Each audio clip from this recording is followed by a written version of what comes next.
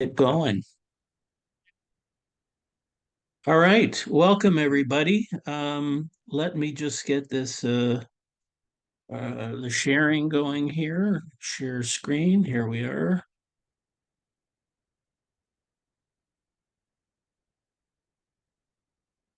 Okay, can everybody see the slides? All right. Yes, it is visible. Okay, terrific. Okay, so the topic is how to become a private mortgage investor and earn more predictable RSP and TFSA eligible returns. And why do I say more predictable?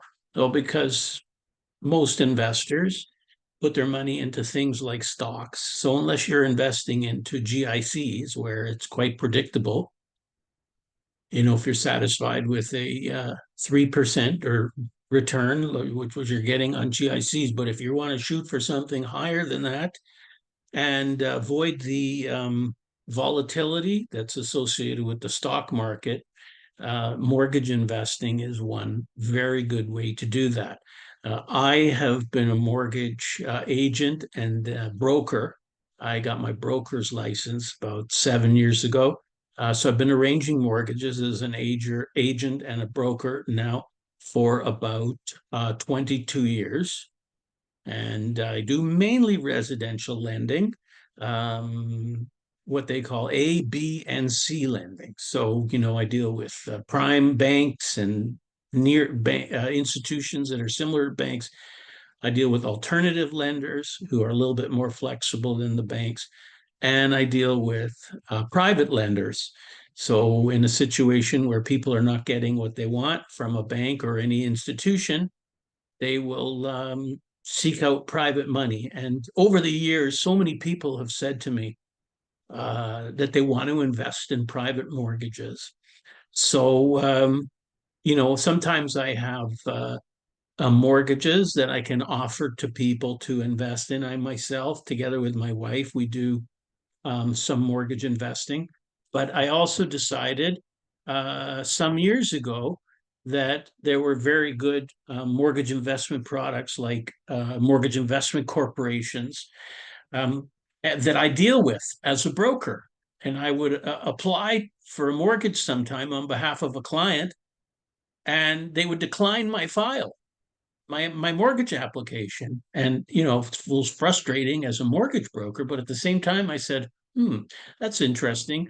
This is the kind of lender I would want to invest with because I appreciated the fact that they're very diligent and they have their rationale. So I've learned over a number of years how to invest in mortgages, what to look for, and I'm going to share that with you today. So I became a licensed dealing rep.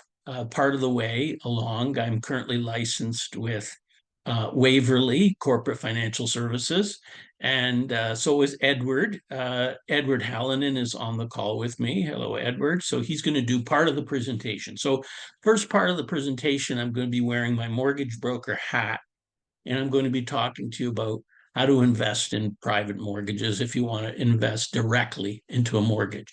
And then in the second part of the presentation, we're going to talk to you about how you can invest through an exempt market dealer, what an exempt market dealer is, um, and what a mortgage investment corporation is, and what the type of products that we have on our shelf if you do want to invest.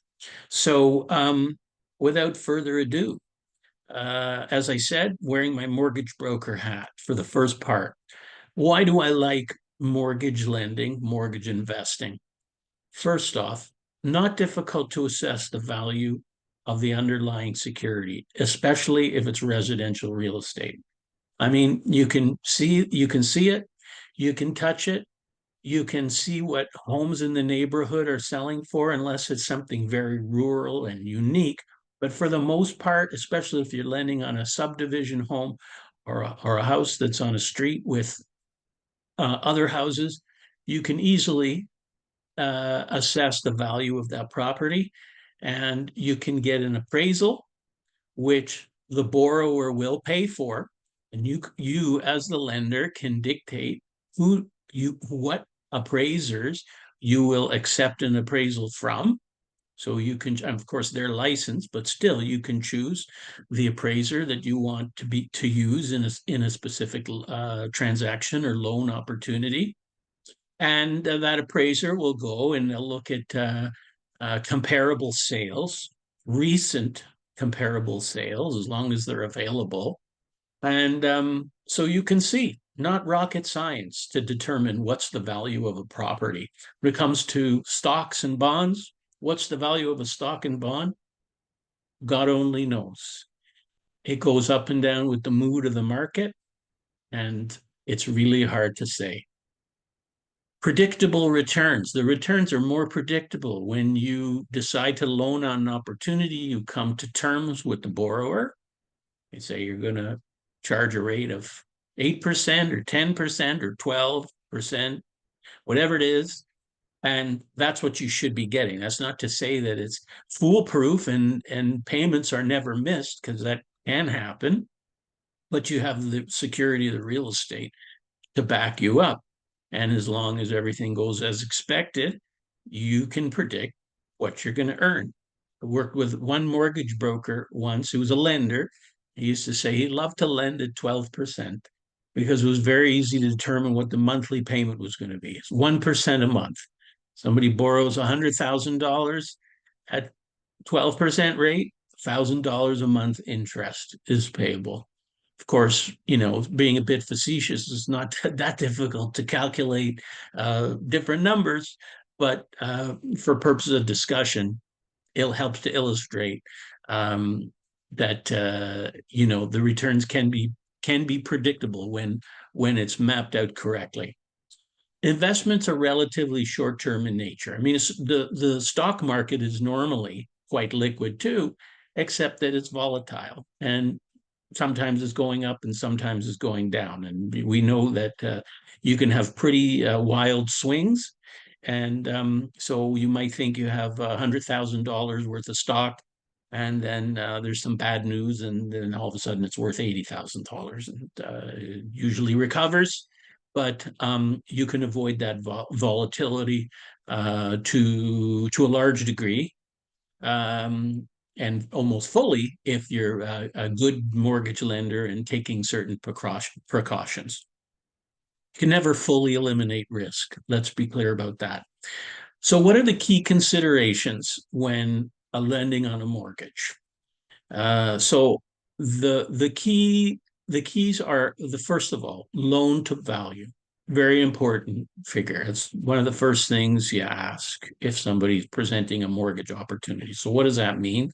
If the property is worth $1 million, and let's say there's a $500,000 first mortgage with a bank, and this borrower needs $100,000 for one reason or another. Maybe they want to, and you want to know the reason.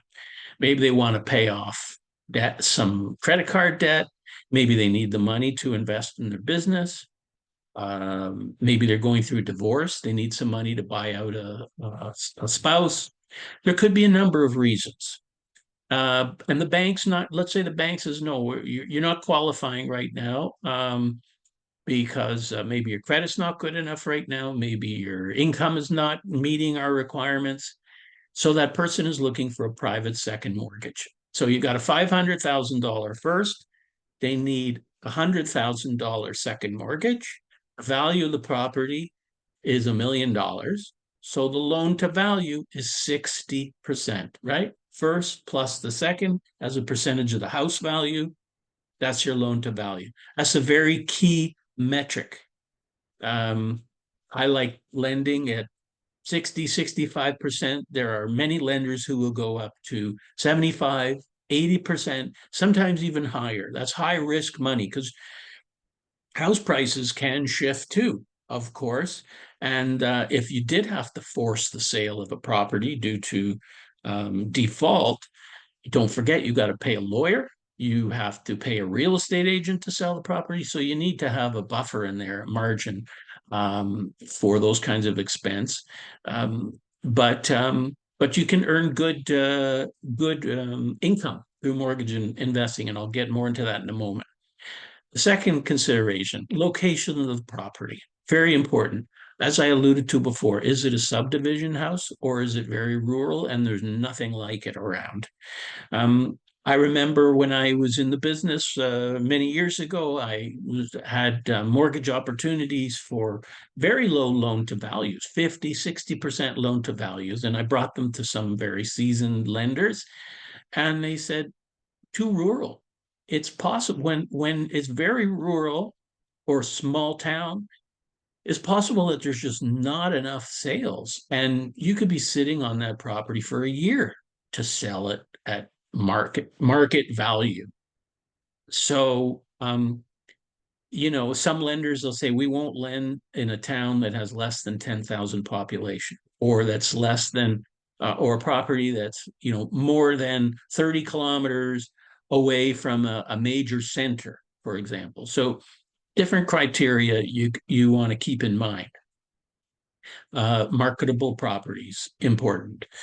Number three, property type and the condition. Of course, it can be residential, it can be commercial, it could be an apartment building, single family homes, or a multifamily are the most, I'd say, conservative to lend on. Commercial's a little bit higher risk.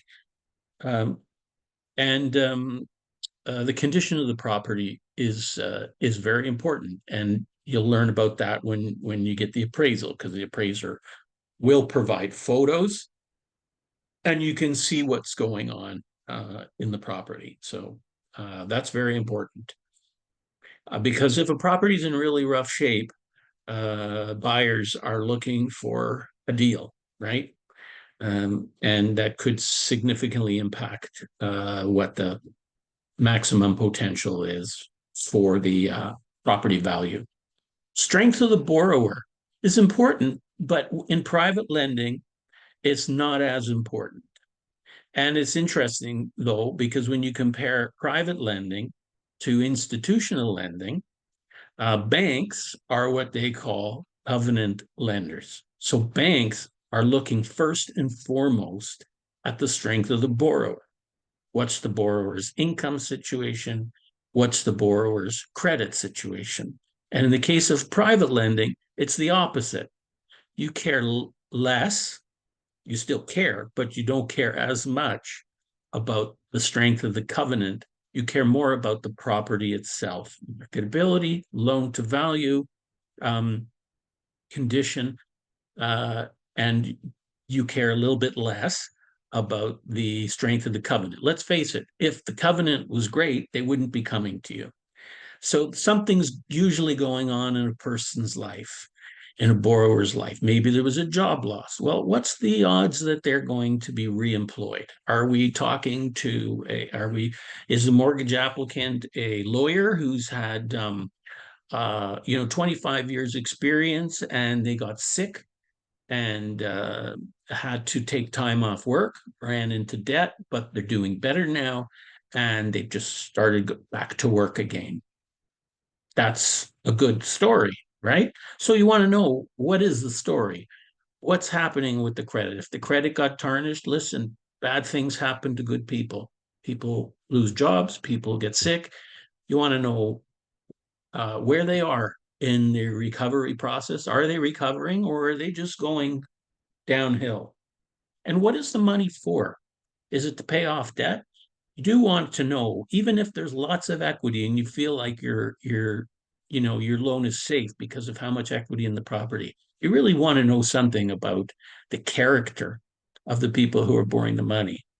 What's it for? What are they planning to do with it? And you can tell by looking at a credit report if somebody's in the middle of a disaster or if the disaster is, just kind of past. Um, if there was a bankruptcy, consumer proposal, you can't lend to somebody who's in the middle of a bankruptcy. The bankruptcy needs to be discharged.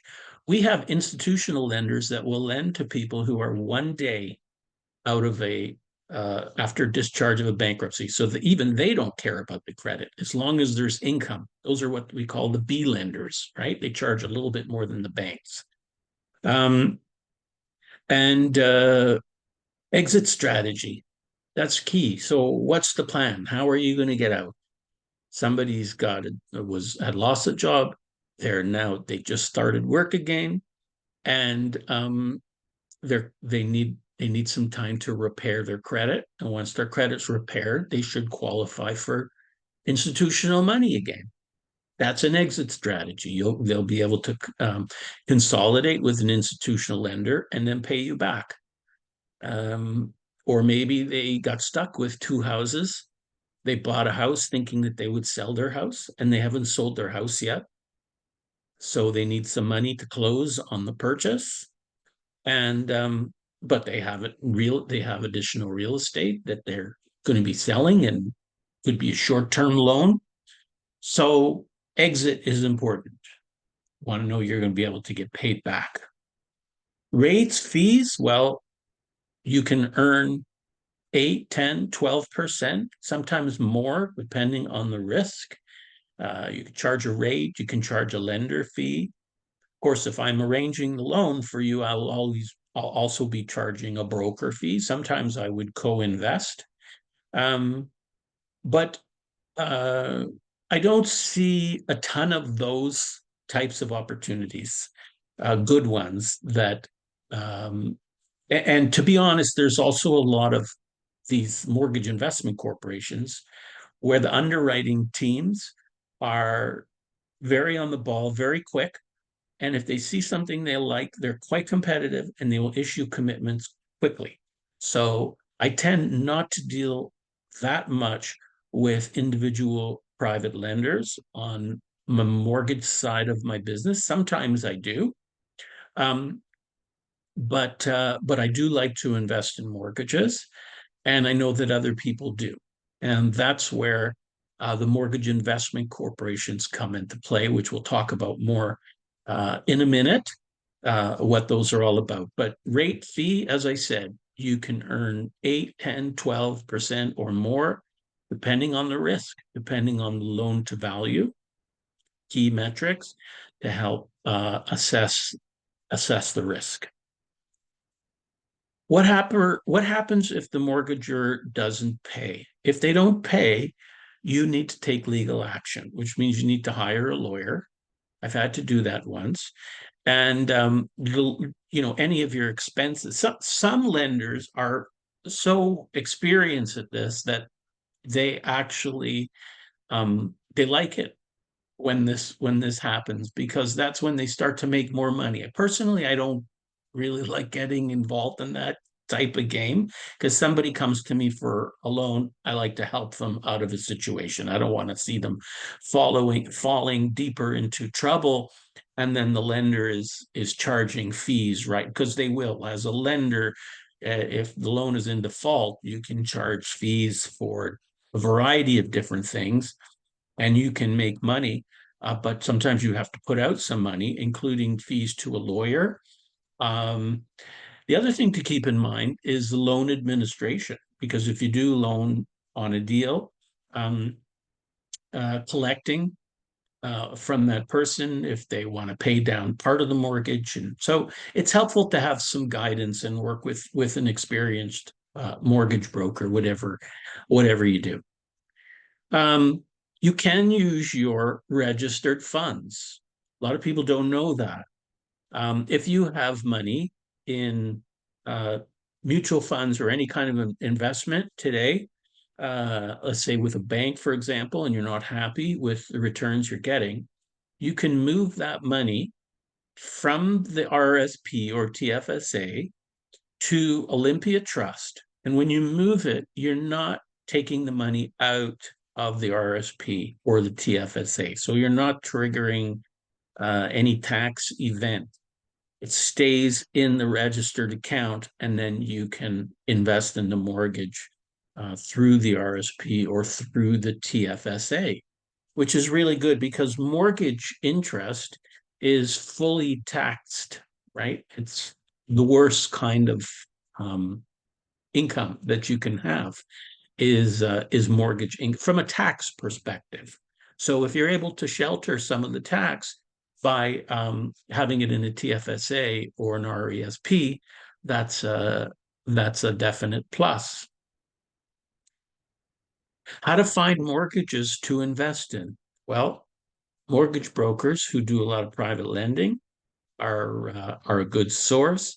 Real estate lawyers, sometimes licensed insolvency trustees. Sometimes I work with licensed insolvency trustees where a person, let's say, is has more debt than they can pay, and we're able to get some equity out of the property for a second mortgage, and they can make a settlement with the unsecured creditors. So they say, look, we can't get you 100,000 out of the property. We owe you 100,000 in credit card bills, but we can get you 50,000 if that's the most we can get.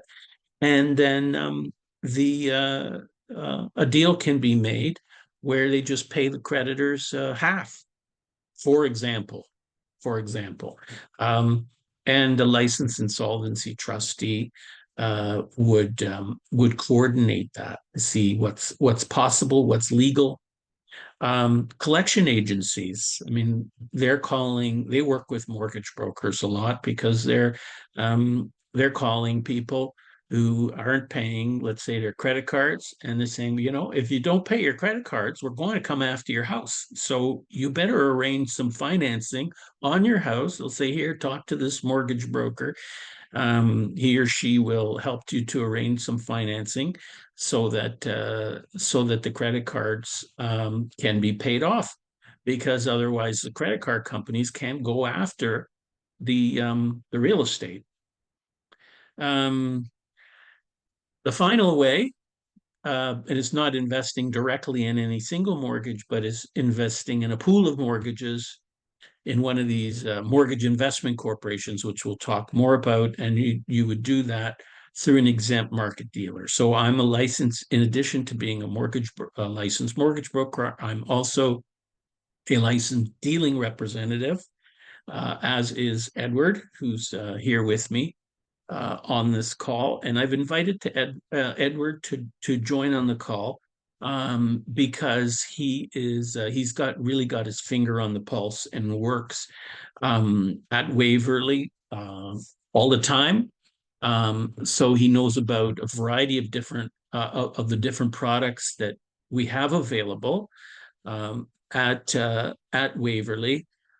There are some mortgage investment corporations, and as I said, one of them, just as an example, is Ginkgo Mortgage Corporation, and Ginkgo is a company. That's actually the one that I was referred to, and I have some of my money invested with Ginkgo. They've been returning. It was more like around 9%. Right now, it's around 8.5%. For about 10 years, they have never missed a payment.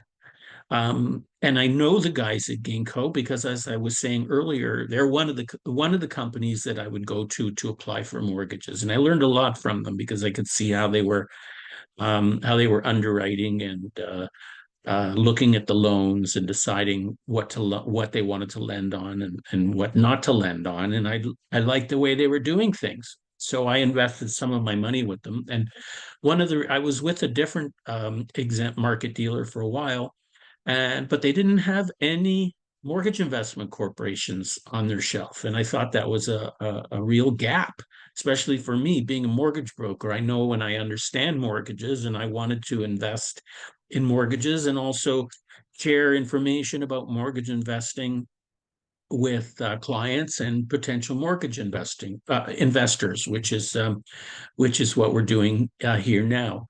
And Waverly, the exempt market dealer, also has a variety of other products on their shelf, including REITs. Some of you may have heard of real estate investment trusts who have apartment buildings, cash flowing apartment buildings. I'm going to talk to this one last slide about Waverly, and then I'm going to turn it over to Edward to talk through some additional details and opportunities.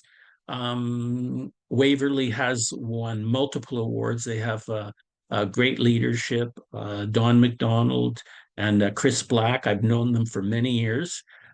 Great guys, very experienced, and careful. Any companies that they have on their shelf, like investment products. They do a lot of due diligence. We have a compliance team that carefully combs through the documents, the offering documents. It's called an offering memorandum. And in fact, that's why an exempt market dealer is exempt from doing a prospectus, because they're not on the stock exchange. That's what exempt market dealer means. Exempt from filing a prospectus. If you want to be on the stock exchange, you have to file a prospectus. When you're on the stock exchange, yes, you might have access to potentially a large number of investors, but there's other implications, as I alluded to earlier, and that is that your share price could be moving around with the moods and the fears and the doubts of people. And we never tell people put all of your money into private investments or exempt market products, but it's a really important strategy to have a diversified portfolio is to have private investments in your portfolio. And I think with that, I'm going to turn it over to Edward. Thanks, David. Just a quick note, are you using the slide deck that I sent you earlier today? No, I was using the one that I sent you. So, but we Okay. can switch it out. We can switch Okay. it out. I'm sorry, I must have missed that. Oh, no Do you worries. want to I bring made up yours? for sure, yeah. I Okay, made just a couple little tweaks here and there. I sure. Okay, updated a so I'm going to stop few sharing this one, things. and I'm going to make you a co-host so that you Okay. can share yours. You are now, Much appreciated. Thank you. you bet. Just give me a moment here to Sure. get this. Okay. Is that visible? Can everybody see that all right? The same Who is Yes. Waverly slide? I was looking for some updated information on 2024. I couldn't find too much. But we now only have 37 dealing Oh, so representatives. We we've lost a couple in a year. called the herd. Yeah, a little bit. Are you able to So, maximize your screen there? Do you have a oh, button yes, I'm to? sorry. Let me go to full screen. Nope, that's not it. It's down at the bottom next to the slide on the bottom right. It has a picture of a TV with a stand under it. I think that's it. Oh, there Yep, we are. Sorry about that. I'm a total there you amateur go. at these Zoom things. I apologize. That's okay. All good. Um, so yeah, Waverly is, sorry, give me one moment. I've lost all of my notes. Okay, those slides are still visible, I hope. Yes, they are. Excellent. So hi everybody, I'm Edward. Clearly, I don't know how to use computers, but I do know things about the exempt market, so you're in good hands. Like David mentioned, he and I are both registered exempt market dealing representatives with Waverly Corporate Finance, an exempt market dealer based in Toronto. Waverly was founded in 2012 by Don McDonald and has been growing considerably ever since, aside from, losing a couple dealing reps in 2024. David is more focused on the mortgage and mortgage investment corporation, mortgage fund side of things. I've been with Waverly a little longer. I have a little more expansive breadth of the kind of different offerings that Waverly has. And I just wanted to give kind of a brief primer on what Waverly does and the kind of things that we offer. Um, we are what's called, as David said, an exempt market dealer. We're focused on offering alternative investments, investments outside of the usual mutual fund, public stocks, bonds, the things that most Canadians are familiar with that are offered by the big banks. Depending on your age, the typical Canadian investor is probably 60 to 80% weighted in public equities and 20 to 40% in bonds. While their stock portfolio might be very diversified in a bunch of very different companies, they're still 100% exposed to public market volatility. On the other hand, if we go back to that slide that David was showing a minute ago,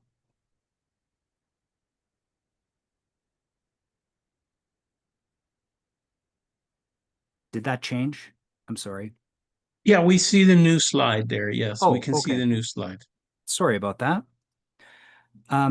So just as an example, there's an investing group called Tiger 21, whose membership all has at least 10 million US in investable assets. And their average member actually having over 100 million US in investable assets. If we look at those numbers, ostensibly, we're looking at the most sophisticated and successful investors in North America. And the reason that we're highlighting Tiger 21 is because as part of their membership, every member reports their asset allocation on an annual basis. And Tiger 21 publishes a quarterly report showing the average allocation across the whole investing group of, I think it's over 1,700 members. So obviously, this is very different than what the typical Canadian's investment allocation looks like. Public equities here represents only a quarter of their investments, with the remainder dominated by private equity and real estate. And if you look at a typical pension fund, it's more or less the same. It's a lot closer to what we see in Tiger 21 than how most people invest. So some people would say this is how the smart money invests. I don't really like the term smart money because just because I have less money doesn't mean I'm dumb money. I'm just uninformed money. High net worth investors are generally more informed about the alternatives that are out there, and they have greater access. Um, in a lot of cases, there's regulatory restrictions on who can invest in private market investments, and some of these funds have very high minimums. So just as an example, my mother is 85. She lives in a retirement residence. And I realized shortly after she moved in, it was owned by a private real estate fund. Because this is what I do for work, I made a couple phone calls and I figured out who was issuing their securities. I got a term sheet. The minimum investment for that fund is $1 million. Now, that's kind of out of the reach for most Canadians, I would say. 99% of people do not have $1 million to invest in a real estate fund. Waverly's focus is finding institutional grade investments that pension funds or high net worth investors have been investing in for decades and making those accessible to retail investors and informing people through sessions like this about the alternatives that are out there so that the rest of us can get a piece of this pie chart right here. So if you think about Ontario teachers' pension plan, they can buy a 25-story apartment building, no problem. That's not realistic for the rest of us. But with $5,000 or $10,000, we could invest in a fund that owns 30 apartment buildings, passively benefit from the rental income and the growth in property values, and no one's going to phone you at 2 a.m. and tell you to come fix a burst pipe. Similarly, you could lend $50,000, $80,000, $100,000 on a private mortgage, or with only $5,000 or $10,000, you could be participating in a fund of private mortgages through a mortgage investment corporation. Of course, the returns aren't quite as good, but in turn, you get an ongoing investment where you don't have to keep looking for private mortgages and a little more diversification as well. Somebody else can handle the possibility of legal proceedings if there's a default, for instance. If we look at the next slide, one moment here. There we go. A big difference between alternatives and public market investments is liquidity.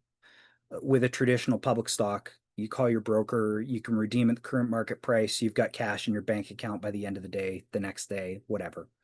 With alternatives, you typically have a lock-in period, or you might have fees to redeem early. There might be a notice period that's 30 days, 90 days. It all depends on the fund. And then depending on their liquidity, they might not be able to redeem on request. You may have to wait to the following redemption period. Mortgage funds tend to be the most liquid of anything else in the alternative space because they're a portfolio of multiple mortgages. There are always mortgages maturing. they're just churning through constantly. So if you want liquidity, it's typically a much shorter period of time compared to other private market investments where you can get cash out of your investment. So by sacrificing that immediate liquidity, you get lower volatility, better cash flow, better security, potentially better protection of principal, and higher risk-adjusted returns. And that really drives Waverly's investment thesis.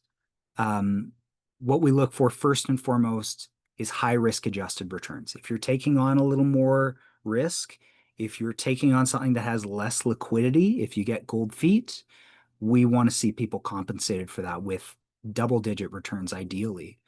Protection of principal, we look for things with the lowest chance of catastrophic loss.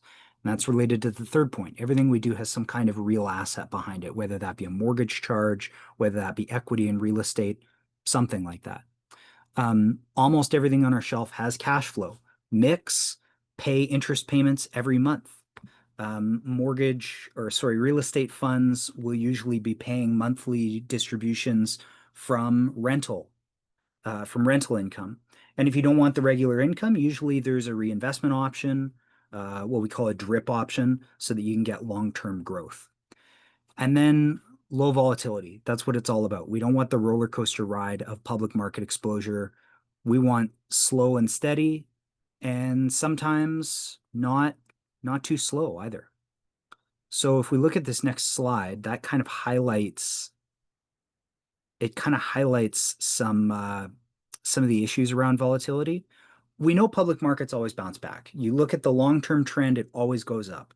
You don't have to play the market, sell high, buy low. You can invest in an index fund, and on a long enough term, it's always going to increase. What this slide is highlighting, though, is that when you adjust for inflation, it's not just a matter of looking at when is it going to bounce back to the same dollar amount as before it crashed, but when is it going to reach the same spending power as before it crashed? Because it has to be a much higher dollar amount if there's been an inflationary period in between. So you look at some of the examples there. In 29, it was, my notes are blocking me. I apologize. I can't even see my chart.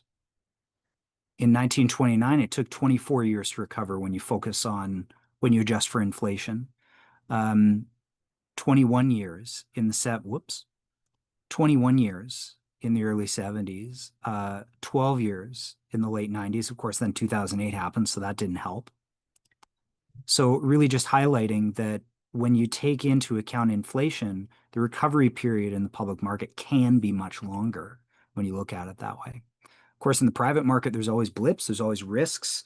There is no perfect, reliable year-over-year return that never changes, but getting off that crazy roller coaster for at least part of someone's portfolio has a huge amount of value. So that's the basics of alternatives in general. If you're here, you're probably more interested in the mortgage funds specifically. Waverly right now has 7 different mortgage funds on our shelf from 4 different issuers. Some of them have multiple funds that have a little different focus across all the options. Returns range from 6.75% to 10.5% annually. All those are paid monthly. Of course, that shifts with time as interest rates change. And they all have different risk profiles, that is to say, different ratios of first to second mortgages or third mortgages. And like David talked about earlier regarding loan to value, location, property type, etc., all of those different funds have different focuses. So when you inspect their offering documents, you can make sure that their portfolio as a whole aligns with what you're looking for in terms of loan to value, first versus second mortgage, and so on. So that's all I have for a basic overview of alternatives. I'll hand it back to you, David, if you have any other thoughts on any specific mortgage investment corporations. So how do you, when you work with clients, and if anybody has questions, feel free to type them in, or you can unmute and you can ask a question. Talk to me about your process, Edward. Edward's been helping me, by the way, because I found that it's, to deal with all the knowledge that you need for all these different products, and it's a highly regulated industry, the exempt market. Um, and it was just too much. So I'm working with Edward.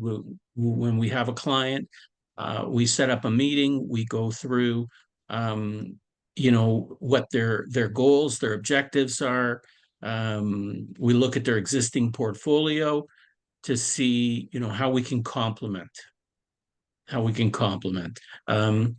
As Edward said, you can invest in a mortgage fund with as little as $5,000 or $10,000, and up to 100,000 or more. And we're most active probably in the real estate type of investments, whether it's a mortgage investment corporation or a REIT, real estate, a cash flowing apartment building. There are some other products that we have on our shelf as well that are unrelated to real estate, but most of our energy, I would say, is on the real estate type products. Edward, would you agree with that?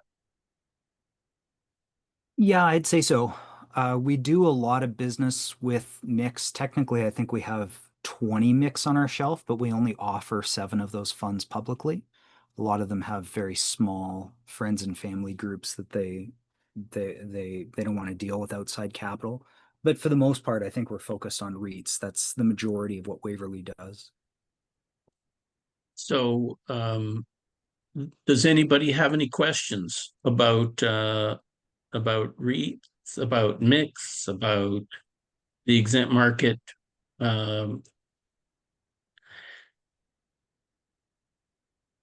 Yeah, I Don have a has a, question.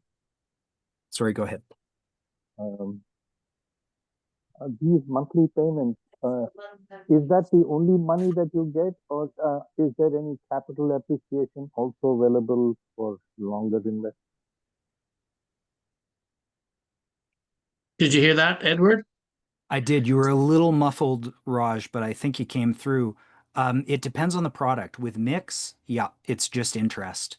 If you invested 10,000 today and you got 8% every year for however many years that you're in, when you redeem, you're only ever going to get 10,000 back, unless you choose to reinvest some portion of those returns. Then there would, in a sense, be a kind of a capital appreciation, just because you do. That's the compounding advantage. I get that. So Yeah, exactly. So it's not an either or. You can structure it depending on the MIC to say pay out maybe half of your distributions versus reinvesting half of your distributions. That all depends on what you need. But some of the some of the real estate funds, there is typically a capital appreciation component there, where there'll be a regular distribution, quarterly or monthly, depending on the fund.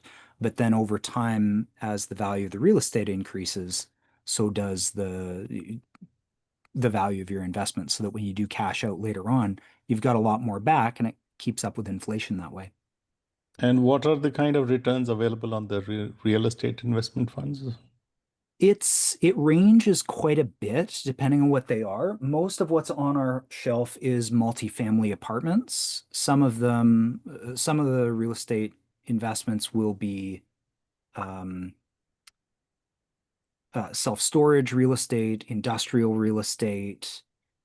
So it is all over the place, but typically anywhere between 10 and 18% overall, with distributions, part of that being the distribution, which will be anywhere from 4 to 12, I think. No, 8. 8 is the highest. Yeah, 4 to 8% in terms of a regular distribution, and then Right. yeah, And all plus these capital are appreciation. Ontario focused, or they're in other provinces too? It depends. Lankan Growth Fund is entirely Southern Ontario. Lankan Apartment Fund is split between Ontario and Alberta.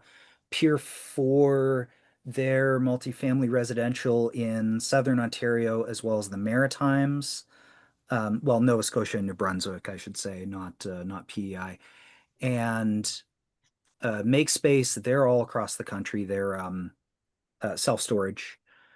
Durham Industrial, they focus in industrial real estate, light industrial real estate in Alberta, Saskatchewan, and Manitoba. So you can break it up quite a bit and get a lot of geographic diversification, depending on what you're looking for too. Okay, thank you. Welcome.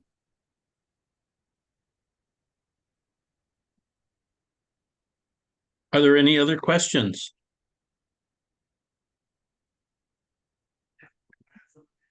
I'm jealous. I'm jealous. I see Natalia is getting a workout.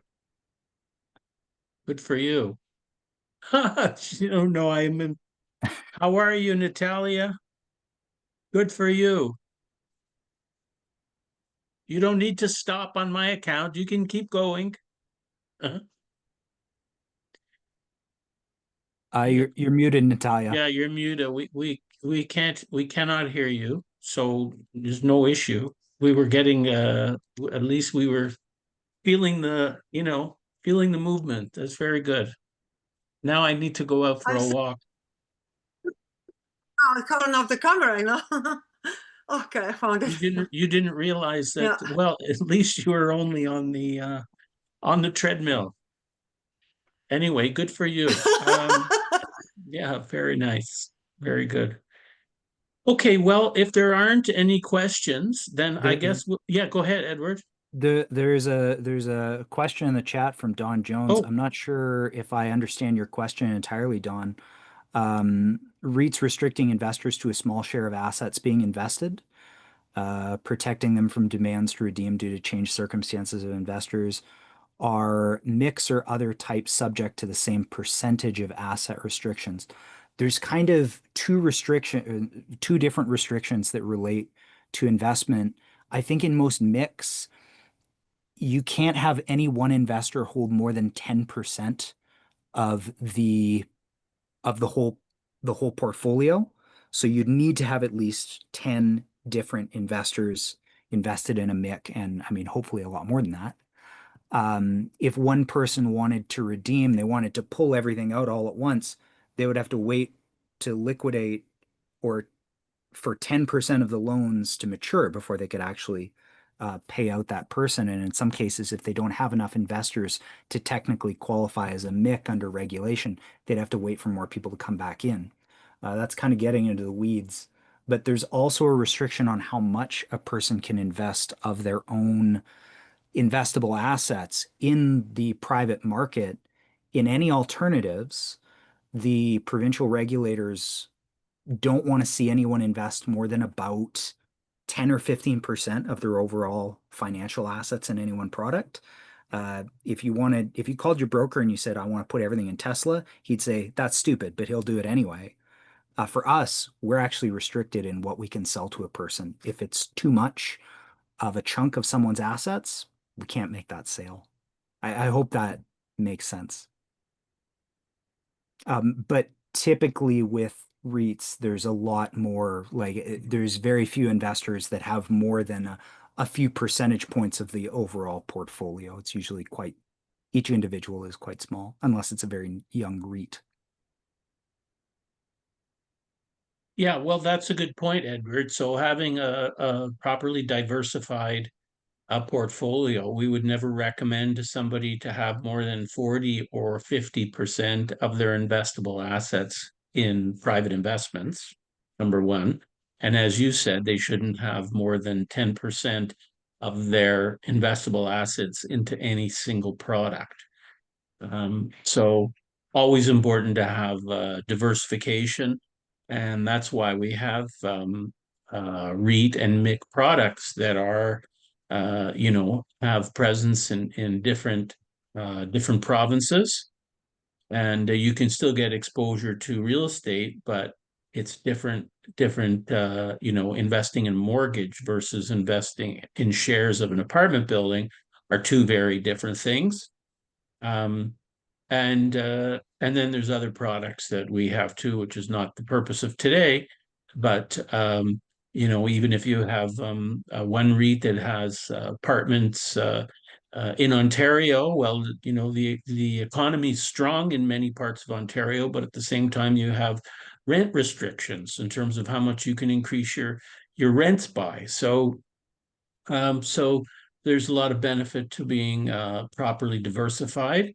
And as I alluded to earlier, it is a highly regulated industry. So, we talk to every client about what their holdings are today, what their goals are, um, and make sure that, and we literally have to do a suitability case for our compliance team before any product sale is approved. So we really want to make sure that we have the right investment solutions for you that align with your goals. Are these products all in Canada, or do we have others that invest overseas as well? Was Ida's question. What are your thoughts about that, Edward? I don't, to my knowledge, I don't think we have anything outside of Canada. Do you? Everything that we have to invest in is Canada based. There is a opportunity coming up in the future that has some exposure to some American assets. We did have something on the shelf last year that was into a Canadian LP that was itself investing in a building in Charleston, South Carolina. However, in terms of who can invest or the locations of the investors, we the United States, the not the United States, but the FTC in the United States is very very protective of of Americans investing. So we can't accept any capital from an American. We because of our because of our registrations, we're registered on a province by province basis. So for example, I'm registered in BC, Saskatchewan, Manitoba, and Ontario. No, sorry, BC, Alberta, Manitoba, and Ontario. I'm getting my provinces mixed up. So I can only deal with investors in those provinces. I'm going to move some registration around next year. On a DR by DR basis, some of us can sell to provinces that others can't. Waverly is not registered in Quebec, Newfoundland, PEI, or the territories. So we can't accept investment from anyone in those jurisdictions, period. There are some regulatory exceptions if someone moves to one of those. But yeah, we're generally restricted by area. We have accepted capital from overseas investors who were referred to us, but that's pretty rare. It's strange that we could accept funds from someone in Dubai, but not in Quebec. I don't really understand how that works. Edward, I hope that answers the question. There's a question from Marty Charlton. Mm-hmm. Do you see it there?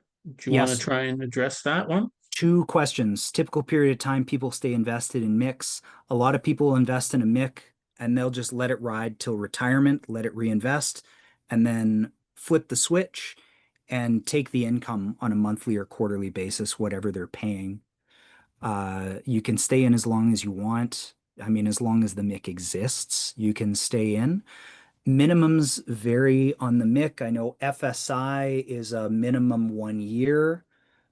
They have some flexibility if you want out in less than a year. I don't think they'll penalize you, but they hope that you'll stay in for a year. Mortgage Company of Canada is a hard, like 1 year lock-in period, and then you can redeem any time after that with no fees. Resco and Ginkgo are both a little bit longer. Resco, I think, is 5 years and Ginkgo is 4, but I'd have to double check. I don't I have think the Ginkgo is documents in 2. front of me. I think Ginkgo 2. is 2. Yeah. Okay. Okay. You're invested in Ginkgo. You probably know I'm better invested. than Now you can yeah. get your money back, but there are some redemption fees, but not Right. after 2 years. I'm quite sure of that. Right. Exactly. And then Marty also asks within your RSP if you are not dripping, they would just re-enter if you're taking the payout, it would just accumulate as cash in your RSP, and it would be tax-free as long as it stays in your RSP. Of course, I'm not a tax expert, so maybe there's some particulars about that, but that's my understanding. I think, yeah, so that's true for the RSP and also for the TFSA. But there are some other Right. tax benefits associated with the REITs. And that is that the distributions that are paid out are treated as a return of capital. And that what that means is that in short, it means that it's the money you make is treated as a capital gain, and you do not pay tax on that capital gain until you actually sell the investment. Of course, the capital gain is the most favorable tax treatment, and it's deferred until such time as you sell the investment. So you receive ongoing distributions if you have money in a REIT, and in addition to that, you have growth of the share price over time. To Raj's question before about growth, so you do get growth, uh, appreciating share prices over time with the REITs, and that's how you make money. And the REITs, I mean, they've been performing well. We have a few of them on our shelf, at least, and people are earning, double-digit returns there for quite some time. So these are very good products to have in your portfolio. And on that note, it depends too on the particular REIT how some of them don't do the tax deferred. I think typically when they're more mature, there's less ability to defer the taxes, but most of them do have a tax deferred property to them. That said, too, depending on how they're structured, some of them might have a limited partnership that you can invest in instead of investing at the trust level. Of course, the advantage of the trust is you can use an RSP or a TFSA.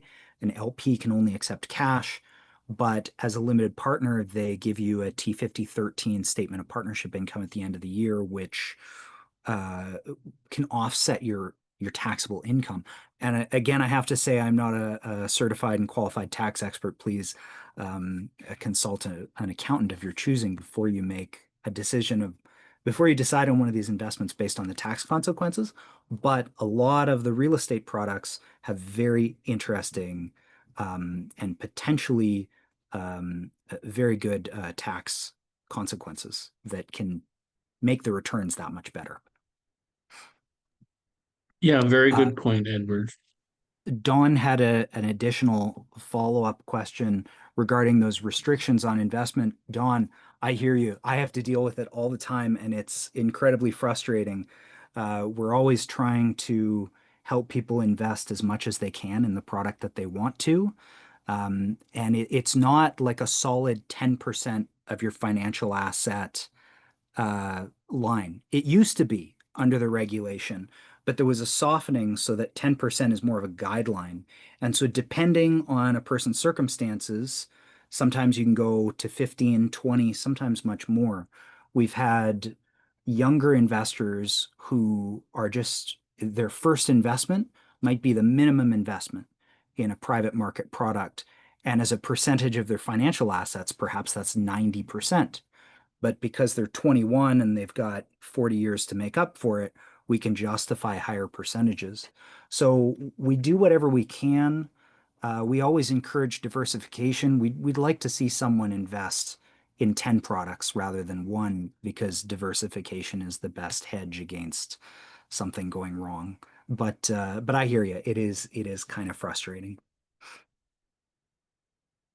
If you want to set up a one-on-one call with myself and or Edward, let us know. We'll attempt to reach out to each of you over the coming days to see if you have any follow-up questions. Our RSP season is around the corner, so good opportunity to start preparing for that and to make some adjustments to your portfolio. If we can assist you in that regard, we'd be very happy to. And I want to thank everybody for attending tonight's Zoom. Edward, do you have any closing thoughts? No, not really. I'll Okay. try to figure out how to do slides better next time. No, you did great, and I thank you for participating with me. And again, thanks everybody for joining us this evening. Edward, if you want to type in your phone number there, just in case, I'll do the same. Oh, sure. So people have it handy. And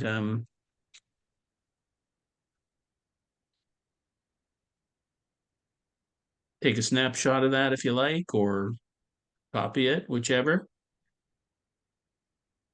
And wish everybody a great holiday season. Stay safe. Thanks for having me, David. Thanks, everyone. Thanks very much, Edward. Have a good Till night, next time. everybody. Take care. Hope to see you again. Devin, did you have any questions about mortgage investing? It seemed like you might have some interest in mortgage investing based on your questions. I'll stop the recording, by the way, here. I can do that. Yeah.